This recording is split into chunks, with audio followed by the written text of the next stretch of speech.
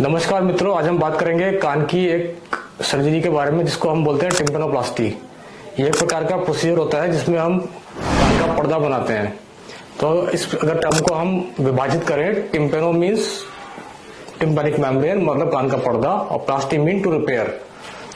तो अगर जो सर्जरी के द्वारा हम कान के पर्दे को रिपेयर करते हैं उसको हम बोलते हैं टिम्पेनोप्लास्टी। तो बेसिकली इसके अंदर में हम क्या करते हैं कि एक ग्राफ्ट होता है, इसको हम बोलते हैं टेम्पोरल डिस्पेशिया। वो हम यहाँ से ऊपर जो यहाँ की स्किन है निचपति वाली, वो हम उठाते हैं। उसके बाद उस ग्राफ्ट को माइक्रोस्कोप के थ्रू या एंडोस्कोप के थ्रू इसको लगा दिया जाता है और बॉडी फिर उसको ग्राफ्ट को अपटेक करती है। इस प्रक्रिया को हम बोलते हैं टिम्पेनोप्लास्टी। ये बहुत ही आसान तरीका है टिम्पेनिक मेम्ब्रेन रिपेयर करने का। पोस्ट ऑपरेटिव, प्री ऑपरेटिव कुछ हिदायतें पेशेंट को दी जाती हैं। तो प्री ऑपरेटिव कान का सूखा होना बहुत जरूरी है। कम से कम 4 से 6 हफ्ते कान सूखा होना चाहिए सर्जरी से पहले।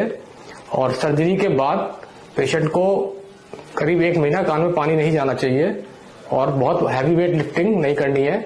अगर छींक वगैरह आए तो मुंह खोल के छींकना, ताकि कान की तरफ जोड़ ना जाए। बहुत सारे पेशेंट हमने देखा है कि वो इस सर्जरी से कतराते हैं, बोलते हैं कि भाई ये सुना है कि सर्जरी सक्सेस नहीं होती। तो मैं आपको बता दूं कि ये सर्जरी सक्सेस रेट डिपेंड करता है बॉडी की इम्यूनिटी के ऊपर भी, और दूसरे फैक्टर होते हैं। तो जिससे कोई भी ग्राफ्ट अपटेक है तो ये भी ग्राफ्ट अपटेक है। सक्सेस रेट ऑलमोस्ट 90% के आसपास रहता है।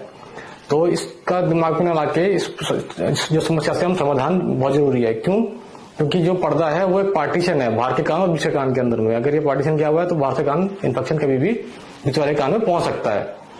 तो मेरा यही आपसे अनुरोध है, आज यही आपसे राय है कि जब भी ये समस्या CSOM की कान के अंदर आपको अगर है तो टिम्पेनोप्लास्टी सर्जरी करी जा सकती है और इस बीमारी से निजात पाया जा सकता है। धन्यवाद।